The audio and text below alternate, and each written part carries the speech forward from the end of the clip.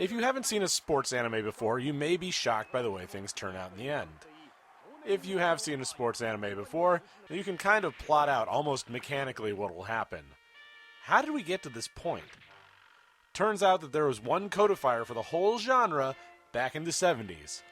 Ashita no Joe, or Joe of Tomorrow, is a boxing anime that many people would likely see as nothing special nowadays. However, when it started airing in 1970, it was one of a kind. Joe Yabuki is a down-on-his-luck kid who ends up behind bars and learns to box while in juvie. Given this is not how your typical hero of a shonen-style show works, imagine the uproar at this time. Because there was one.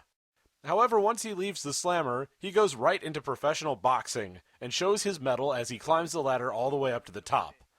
Along the way, he battles rivals and gains skills that helps him slip out of danger and win the day for the most part. His rivals likewise are not the sort of Cobra Kai style of baddies or the self-important hotshots like Apollo Creed in the first Rocky. He boxes a clean game. His opponents are likewise the sort of boxers that deserve and earn respect in the ring.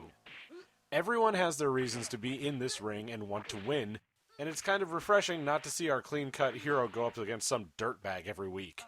Joe is notable for a number of tropes being created: flying mouthpieces, cross counters, and arguably the most important one being this iconic shot. How very serene. Ashita no Joe is responsible for the push and pull style of storytelling that comes along with a lot of sports-based anime. The usual sort of, oh no, we're losing, let's pull out the stops, oh no, they beat our secret weapon, sort of ideas could be said to come from this style of show.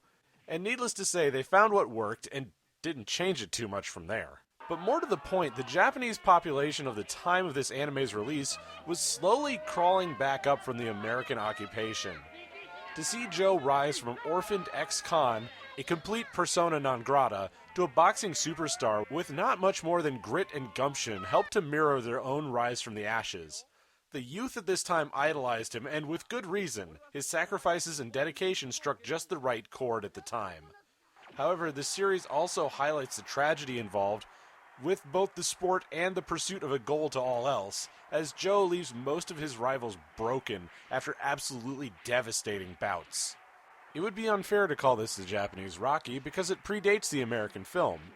Maybe it'd be more accurate to call Rocky the American Ashita no Joe. So why doesn't anybody know about it? Well, to be fair, the series looks pretty decrepit even for the time, and never actually got any sort of stateside release. One of the biggest problems is that, well, yes, the show is iconic, and one of the yardsticks for sports anime, specifically boxing anime, the show has become eclipsed for the most part by another boxing anime. Hajime no Ippo manages to recapture and kindle that same powerful spirit that Ashita no Joe pioneered for the modern era. It looks a whole lot better to boot. Ippo takes everything that Joe did and basically does it in a more palatable manner, though it loses some of the grit and grimness. It helps that things aren't nearly so dire nowadays as they were back then, though there are some parallels. It's kind of a Star Wars situation, wherein everybody knows Star Wars, but not many people know the old serial films that it was based on. Additionally, the story is just more for the Japanese of the time than it is an enduring tale for the modern era. So while it's still a great series and a great set of movies, it was more of a cultural touchstone than something that transcends its birth nation. Much like Rocky is a story about the American dream, Ashita no Joe is one of the post-war economic miracle. So, here's to you, Joe. You went down swinging.